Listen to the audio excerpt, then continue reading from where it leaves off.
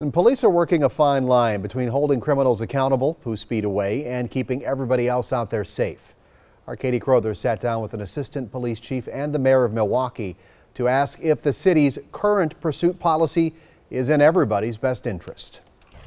Mayor Tom Barrett and the city's Fire and Police Commission acknowledge that Milwaukee's pursuit policy is always up for review and possible changes. Is it something where you have conversations with Chief Morales about it? We obviously have talked about it as recently as this morning. We don't want to put innocent people's lives in jeopardy. But the mayor and MPD leaders say there's been a reduction in crime since September of 2017 when the city's pursuit policy was broadened, including a nearly 30% drop in carjackings. It's one of the things that we have to engage in, we feel, in order to address the issues in our city. According to Assistant Chief Michael Brunson, 33% of all police pursuits are canceled by an officer or supervisor to minimize danger. But he says having a broad ability to chase is critical. One of the most tragic incidents that occurred this year was obviously the death of the 3-year-old Brooklyn Harris. That was a pursuit that led to the capture of that individual that committed that crime. The police department now asking for help from community organizations and parents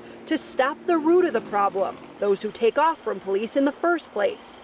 The average age of those doing it, just 20 years old. Implore them not to engage into this type of conduct. Pursuits would not even exist if individuals would simply pull over when a police officer gets behind them and turns on the lights. And every 2 years, every Milwaukee police officer has to pass a national training program that simulates pursuits and the critical decision making during them.